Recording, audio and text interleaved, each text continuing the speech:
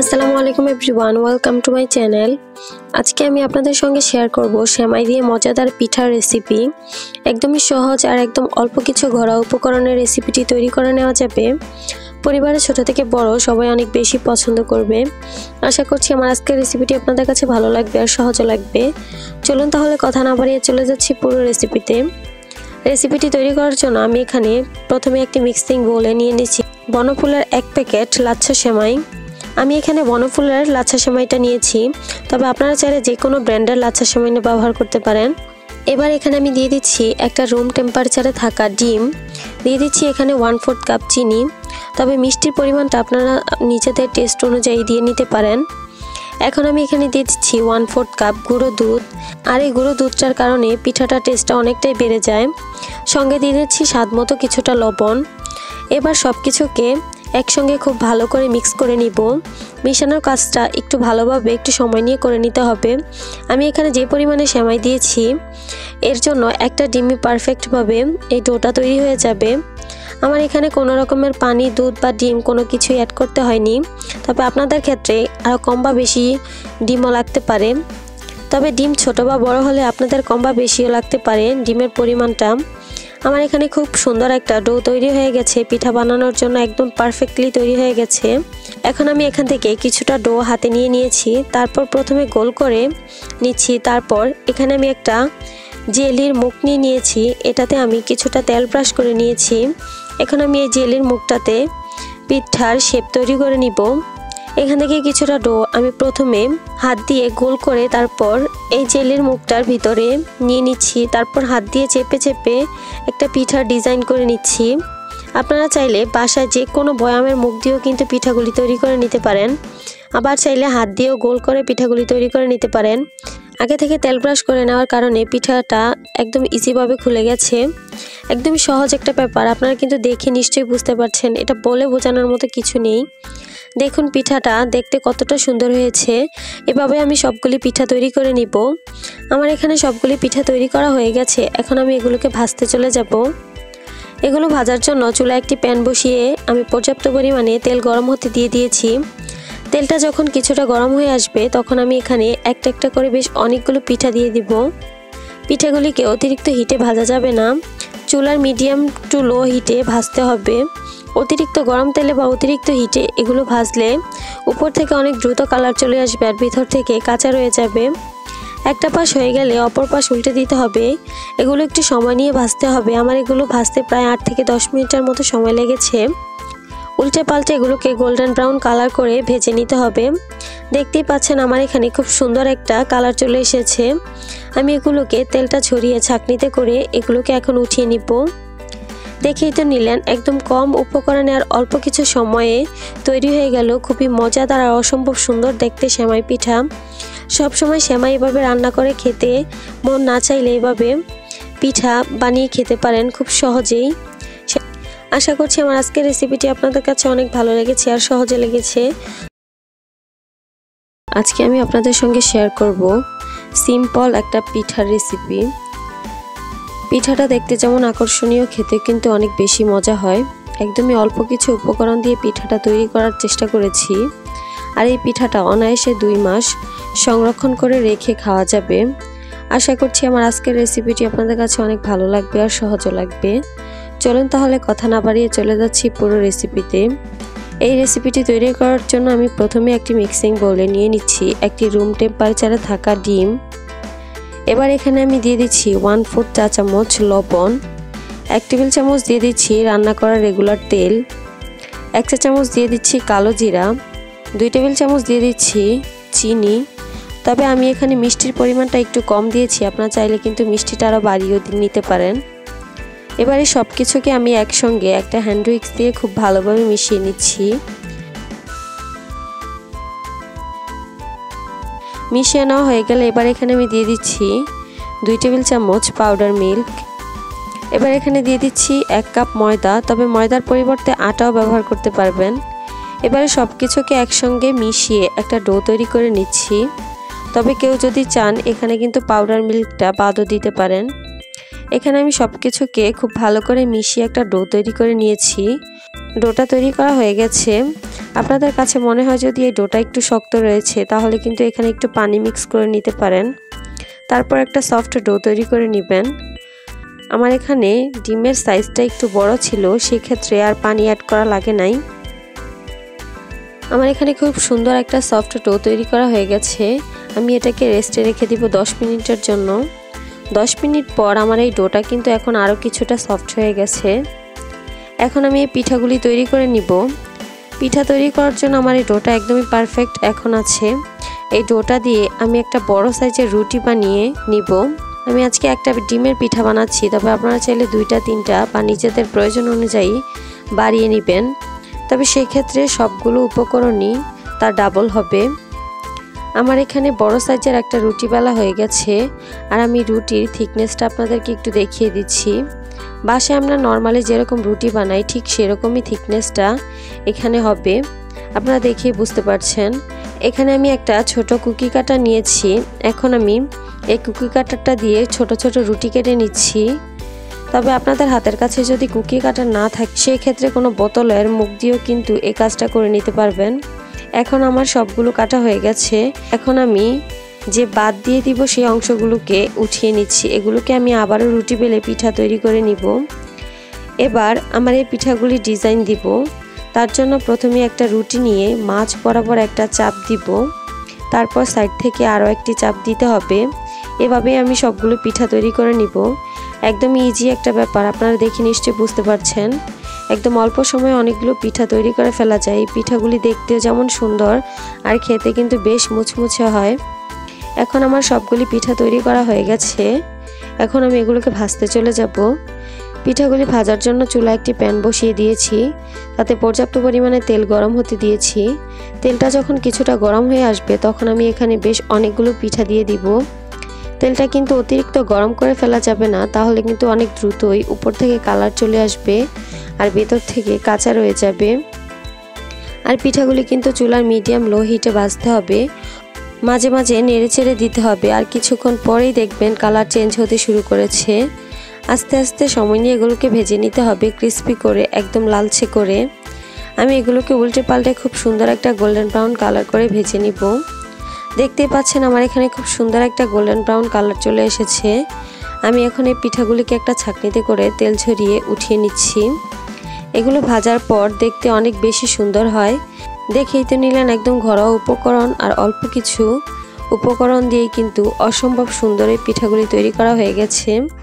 বাসায় নর্মালি যে কোনো বয়ামে রেখে কিন্তু এই পিঠাগুলি 2 মাস সংরক্ষণ করে রেখে খাওয়া যাবে। আজকে আমি আপনাদের সঙ্গে শেয়ার করব খুবই মজাদার একটি সিম্পল রেসিপি। মাত্র 10 মিনিটে তৈরি করে ফেলতে পারবেন এই পিঠাগুলি।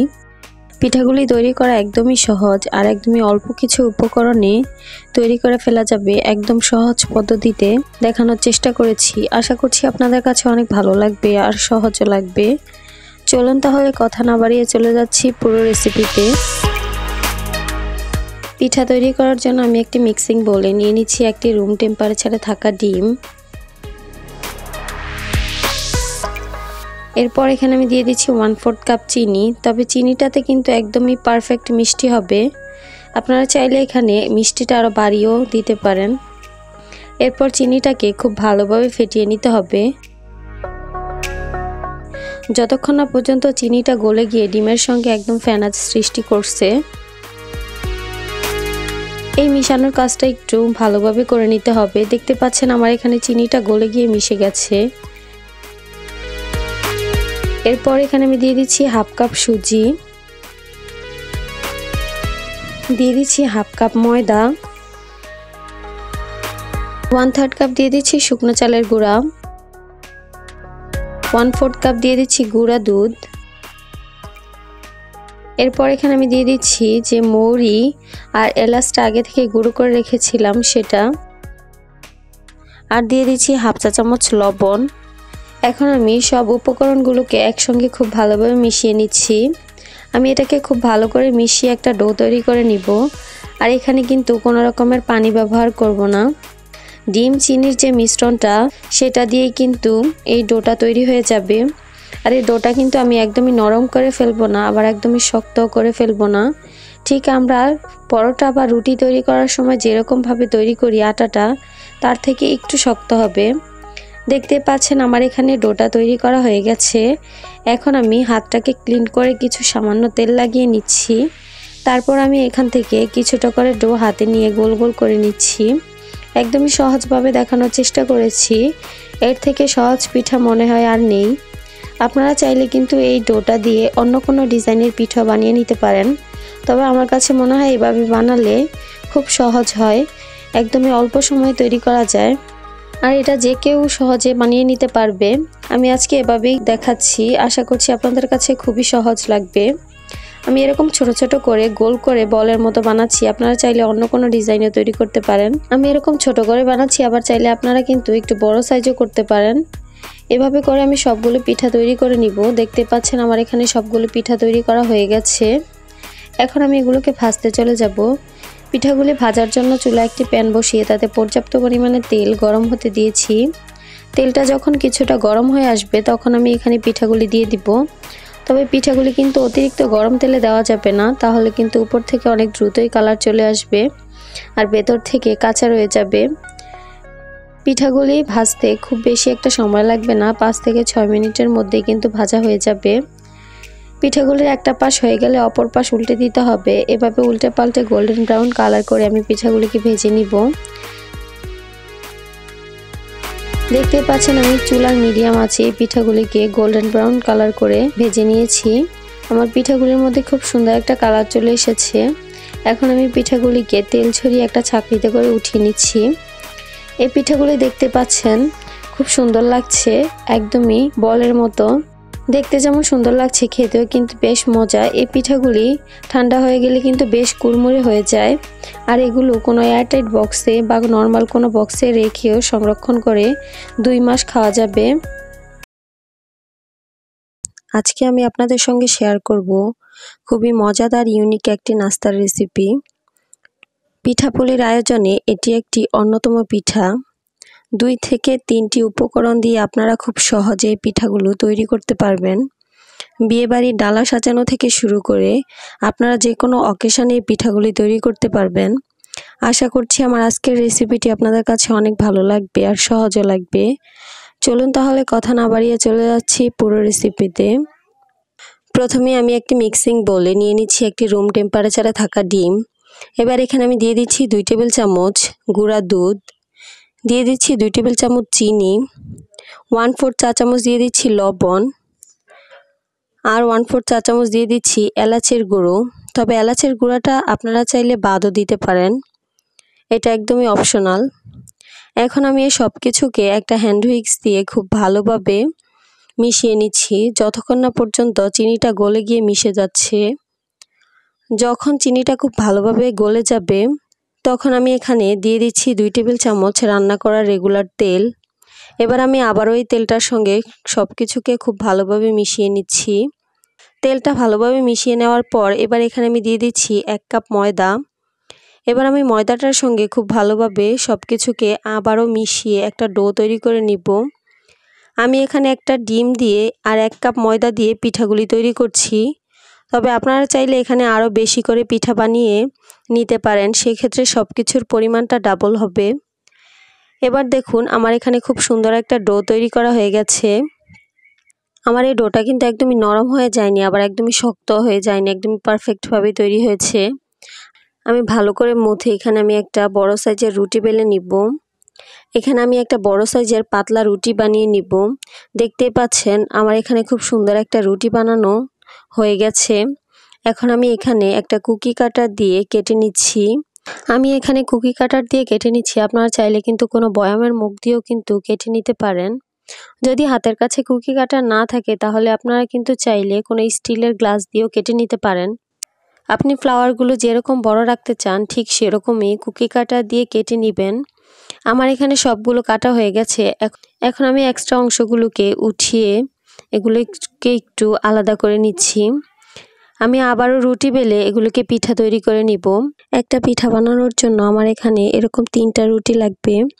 এরকম একটা রুটিতে প্রথমে মাঝ বরাবর একটু চাপ দিয়ে একটু পানি লাগিয়ে নিতে হবে।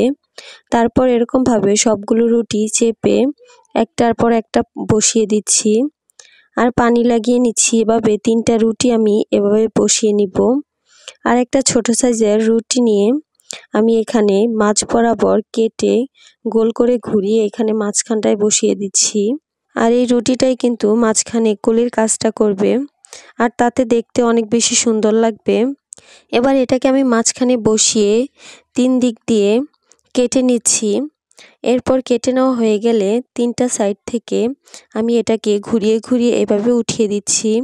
একদমই সহজ একটা ব্যাপার, আপনারা দেখে নিশ্চয়ই বুঝতে পারছেন। একদমই সহজভাবে দেখানোর চেষ্টা করেছি। এভাবে করলে কিন্তু দেখতে অনেক বেশি সুন্দর লাগবে আর ফ্লাওয়ারটা তৈরি হয়ে যাবে খুব সহজেই। এভাবে করে আমি 3টা রুটি উঠিয়ে এরকমভাবে একটা ফ্লাওয়ার তৈরি করে নিয়েছি। দেখতেই পাচ্ছেন আমার এখানে খুব সুন্দর একটা ফ্লাওয়ার তৈরি করা হয়ে গেছে। আর এভাবে আমি সবগুলো ফ্লাওয়ার তৈরি করে নিব। আপনারা চাইলে এভাবে বড় কোনো কুকি কাটা দিয়ে কেটেও কিন্তু বড় করে এই ফ্লাওয়ারগুলো তৈরি করতে পারেন। আবার চাইলে এরকম ছোট ছোট তৈরি করতে পারবেন। দেখতেই পাচ্ছেন আমার এখানে সবগুলো ফ্লাওয়ার তৈরি করা হয়ে গেছে। এখন আমি এগুলোকে ভাজতে চলে যাব। পিঠাগুলি ভাজার জন্য চুলায় একটি প্যান বসিয়ে তাতে পর্যাপ্ত পরিমাণে তেল গরম হতে দিয়েছি। তেলটা যখন কিছুটা গরম হয়ে আসবে তখন এখানে আমি দিয়ে দিব একে একে বেশ অনেকগুলো পিঠা। তবে তেলটাকে কিন্তু অতিরিক্ত গরম করে পিঠাগুলিকে দেওয়া যাবে না, তাহলে দেখা যাবে উপর থেকে অনেক দ্রুতই কালার চলে আসবে আর ভিতর থেকে কাঁচা রয়ে যাবে। যেহেতু পিঠাগুলিতে অনেকগুলো লেয়ার তৈরি হয়েছে তাই হালকা গরম তেলেই পিঠাগুলিকে ভাজতে হবে। পিঠাগুলি একটা পাশ হয়ে গেলে অপর পাশ উল্টে দিতে হবে। চুলার মিডিয়াম লো আছে পিঠাগুলিকে ভাজতে হবে, অতিরিক্ত হিটে কিন্তু পিঠাগুলিকে ভাজা যাবে না। কিছুক্ষণ পরেই পিঠাগুলির কালারটা চেঞ্জ হয়ে আসবে আর তখনই পিঠাগুলিকে উল্টে পাল্টে দিতে হবে। আমি এগুলোকে নেড়ে চেড়ে উল্টে পাল্টে প্রায় 5 থেকে 6 মিনিটের মতো পিঠাগুলিকে ভেজে নিয়েছি। 5 থেকে 6 মিনিট ভাজার পর দেখুন আমার পিঠাগুলির মধ্যে খুব সুন্দর একটা গোল্ডেন ব্রাউন কালার চলে এসেছে। এখন আমি পিঠাগুলিকে তেল ঝরিয়ে উঠিয়ে নিচ্ছি। তবে আপনারা চাইলে পিঠাগুলিকে আরও কিছুটা লালচে করে ভাজতে পারেন, আবার চাইলে পিঠাগুলিকে শিরাতেও ডুবাতে পারেন। এভাবে খেতে অনেক বেশি মজা লাগে। আমি এভাবে করে সবগুলি পিঠা ভেজে নিয়েছি। দেখতে পাচ্ছেন কত সুন্দর দেখতে হয়েছে। এগুলি দেখতে যেমন সুন্দর খেতেও কিন্তু অনেক বেশি মজার।